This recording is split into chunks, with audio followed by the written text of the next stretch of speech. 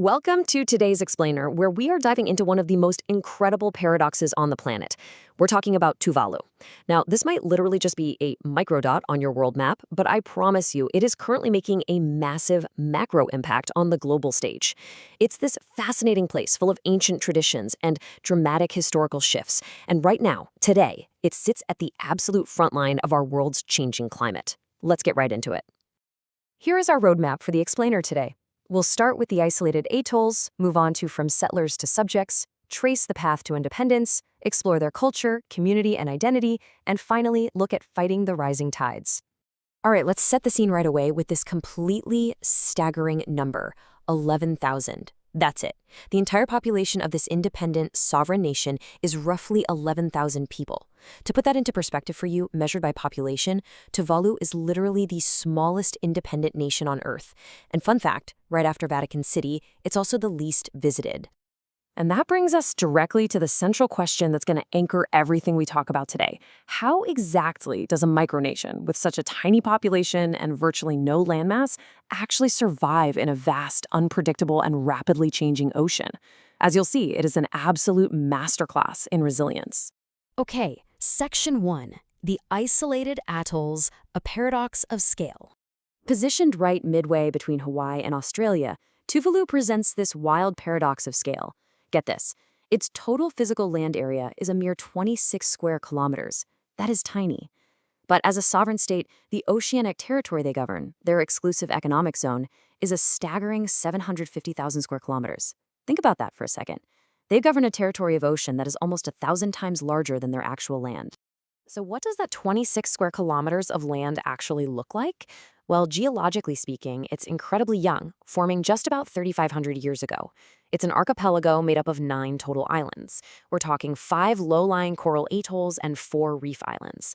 And crucially, especially when we look at their economy, there are absolutely no known commercially exploitable mineral resources here.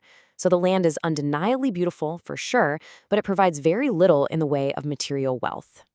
Moving right along to Section 2, from settlers to subjects, navigating empires. If we rewind around 3,500 years ago, early Polynesian settlements arrived, carefully following the rich fishing grounds. Fast forward through centuries of deep isolation, and suddenly, boom, the age of empires crashes in. In 1892, fearing a German annexation, the British declared a protectorate over what was then called the Ellis Islands. But honestly, perhaps the most violent shock came later, in 1942, when Japanese warplanes conducted a sudden aerial assault on the island of Niue, violently dragging this super remote archipelago directly into World War II. This abrupt shift in their history is just astounding. Because of their location, Tuvalu's extreme isolation suddenly transformed into a massive geopolitical focal point.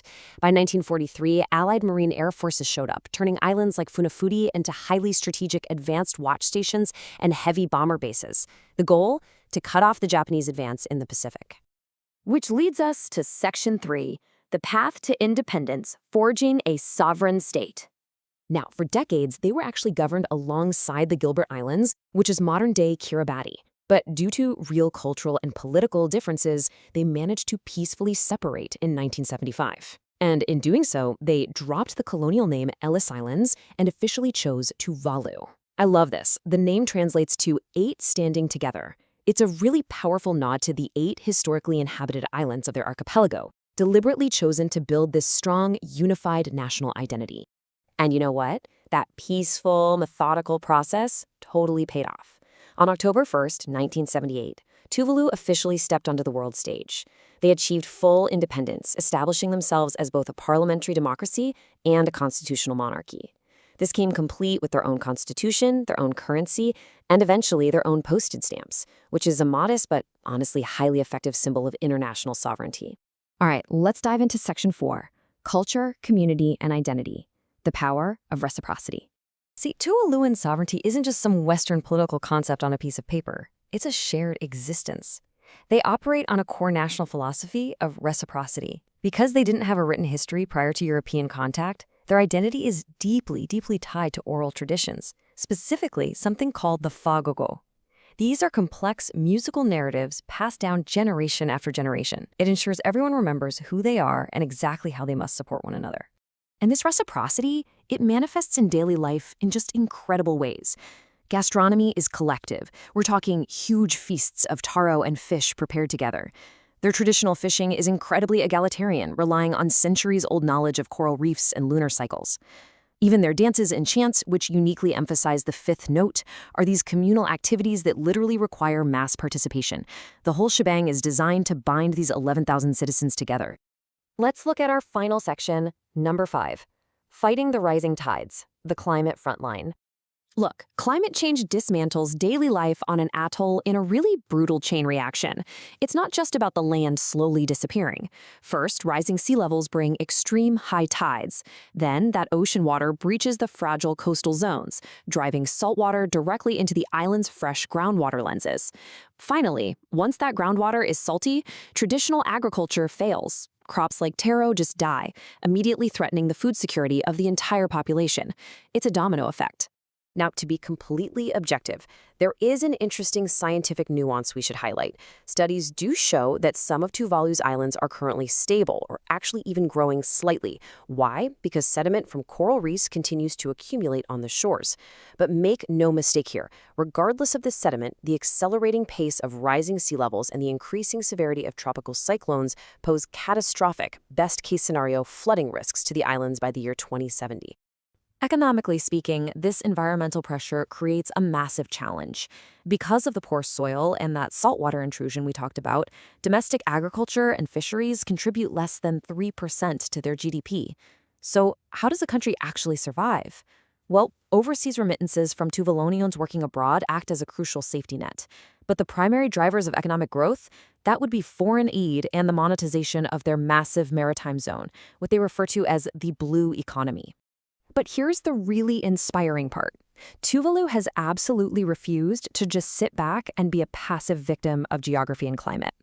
They joined the United Nations in 2000 specifically to leverage their status as a sovereign state. In fact, since the very first climate COP back in 1995, Tuvalu has used its position to become an outsized, powerful moral voice on the global stage. They advocate fiercely for emissions reductions on behalf of all low-lying island nations. They have literally turned their vulnerability into a global call to action. Which leaves us with a truly profound, totally unprecedented question. The government of Tuvalu is already preparing for a future where they might literally have to migrate with dignity. But under international law, if a nation's physical land completely disappears beneath the ocean, does its sovereignty, its culture, its very nationhood survive in the minds and hearts of its people? It's a question humanity has never had to answer before. But thanks to Tuvalu, it's one we can no longer ignore. Thank you so much for joining me to explore this today. I'll catch you in the next explainer.